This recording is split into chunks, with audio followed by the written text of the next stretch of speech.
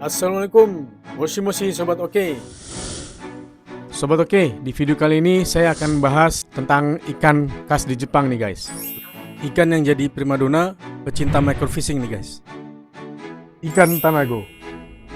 Ikan ini merupakan ikan primadona yang hidup di sungai dan danau dari Jepang, yang jadi tren microfishing atau tanago fishing sampai terkenal di internasional ya.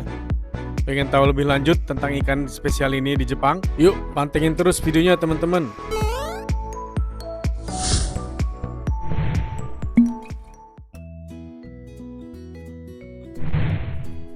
Nah, pastinya teman-teman udah tahu nih ya, apa itu microfishing atau mancing tanago. Ya, microfishing itu atau mancing tanago itu intinya mancingnya itu bukan untuk dimakan ya. Mancingnya itu untuk dinikmatin hasil pancingannya ikan-ikan hias seperti ini. Di Jepang, target microfishingnya ya ikan tanago ini. Ikan tanago ini sangat cantik kan, bisa dilihat. Mancing tanago ini merupakan tradisi turun-temurun ya. Dari zaman Edo di Jepang, mancing tanago ini sudah sangat populer. Ya, sampai sekarang akhirnya tradisi mancing tanago di Jepang ini sudah mendunia.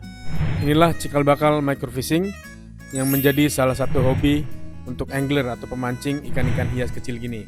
Nggak seperti mancing pada umumnya, mancing ikan hias gini tentunya kail dan umpan dan pancingan yang dibutuhkan juga khusus ya. Saya sendiri menggunakan pancingan seperti ini guys. Dan ini umpan dan rangkaian pancingannya. Di Jepang sendiri ini banyak dijual di toko-toko pancing ya.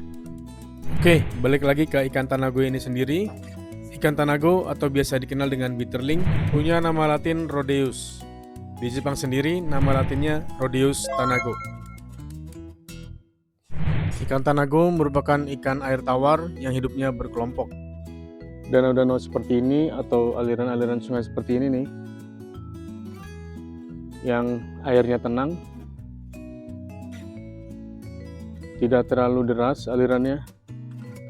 Nah, di sini biasanya banyak ikan tanago yang akan datang berkumpul di perairan sekitar gini. Di Jepang sendiri ada banyak banget macam dan jenis ikan tanago ini. Salah satunya yang akan saya bahas, ini yang sering saya dapat ikan pancing guys. Namanya Nippon Bara Tanago atau biasa dikenal dengan Japanese Rose Bitterling. Ikan ini hidupnya berkelompok. Mereka menghuni dasar-dasar sungai yang cukup dalam atau perairan seperti danau yang arusnya tidak terlalu deras. Uniknya ikan ini, mereka selalu mencari kerang ini guys. Jadi mereka hidup bersimbiosis dengan kerang ini. Simbiosisnya bukan simbiosis mutualisme, melainkan simbiosis komensalisme, yang artinya salah satu pihak tidak dirugikan, namun satu pihak lainnya mendapatkan manfaat. Yang mendapatkan manfaat ini ikan tanago ini ya. Manfaat apa yang mereka dapatkan dari simbiosis komensalisme dengan kerang ini? Ini sangat unik guys. Di sini bisa kita lihat ikan betina ya. Ikan betina ini punya suatu saluran yang unik. Ini sebenarnya saluran telur yang akan digunakan untuk memasukkan telur-telurnya ke dalam kerang guys. Saat musim kawin tiba, mulai dari musim semi sampai akhir musim panas, ikan jantan akan mulai mencari kerang-kerang yang akan dianggapnya layak untuk menetaskan telur-telur guys. Dan ikan jantan mulai menarik perhatian ikan betina dengan menggiring ikan betina ini ke arah kerang-kerang yang sudah ditemukan oleh jantannya ini guys.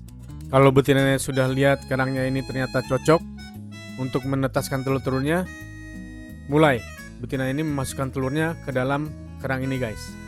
Setelah telur dimasukkan ke dalam kerang, ikan jantan akan membuahinya dan mulai menjaga kerang ini sampai telur-telurnya menetas guys. Sedangkan kerangnya sendiri tidak mendapatkan keuntungan apa-apa ya guys. Inilah yang dinamakan simbiosis komensalisme. Di video ini bisa kita perhatikan ya, ikan betinanya memasukkan telurnya ke dalam kerang ini, lalu ikan jantannya membuahi telur-telur yang dalam kerang tadi. Ini merupakan salah satu perilaku yang unik ya dari ikan tanago ini, di mana mereka melindungi telur-telurnya dengan menggunakan kerang ini, sehingga telur-telurnya akan aman dari predator-predator yang mengintai. Saat setelah jantan ini membuahi telur-telur dalam kerang ini, dia dengan cermat akan menjaga kerang ini ya, dan memastikan tidak ada predator-predator yang mengintai kerang ini. Nah, selain perilakunya yang unik, ikan ini juga tentunya cantik ya. Bisa dilihat, ini khususnya ikan tanago khas Jepang, namanya Bara tanago. Ikan ini sangat cantik dan cocok untuk microfishing. Ini salah satu footage saya waktu saya microfishing ikan tanago ini guys. Ini contohnya ikan tanago. Tadi yang saya sudah dapat beberapa ikan ya. Bisa terlihat ini yang betina. Yang betina ini kelihatan ya, ada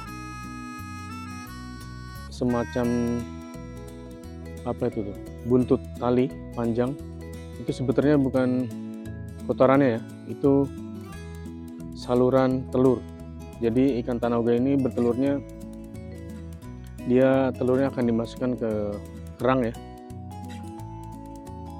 Jadi saluran yang panjang ini untuk memasukkan telurnya ke kerang.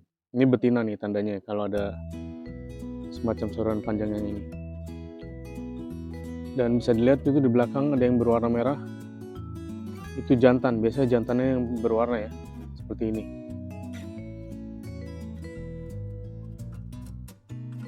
Ya, ini ikan tanago yang merupakan ikan hias khas di Jepang ya. Ini jenisnya Bara tanago, bisa kelihatan. Bara itu artinya rose atau mawar, jadi warnanya seperti bunga mawar ya. Mungkin kita bisa lihat di balik biar kelihatan yang jantan. Warna merahnya kelihatan bagus banget. Nah, saya coba lanjut lagi untuk mencari ikan tanago di sini ya, di aliran sungai ini. Lanjut. Yes. Dapat lagi guys. Tuh. Wah, ini baru nih. Ini yang gede nih guys. Tuh. Nih. Ini yang berwarna biru nih. Ini yang dicari guys. Male. Dapat lagi guys. Oke. Akhirnya kita dapat target tanago kanehira. Tuh.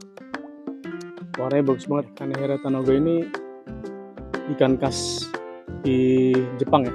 Makanya dinamain tanago fishing. Ini untuk mencari ikan ini. Bagus banget. Di sini saya coba pelihara beberapa hasil tangkapan saya ya guys. Tapi jangan diikutin guys. Jangan selalu dibawa pulang ya. Kalau bisa dirilis. Oke guys, jadi kira-kira gitu ya cerita tentang ikan tanago ini yang menjadi primadona microfishing di Jepang guys. Dan sekarang juga udah menjadi primadona microfishing di internasional ya. Makanya namanya juga sekarang orang-orang sering nyebut tanago fishing. Itu sebenarnya namanya dari tanago ini. Ya, ini ikan-ikan tanagonya. Bisa dilihat nih yang hari ini saya dapatkan. Lumayan bagus-bagus ya ikan tanagonya. Oke guys, mungkin cukup sekian dulu petualangan kita hari ini. Buat kalian yang suka dengan video ini, jangan lupa like, comment, share, subscribe guys. Sampai jumpa lagi di petualangan Oke Series berikutnya. Assalamualaikum warahmatullahi wabarakatuh.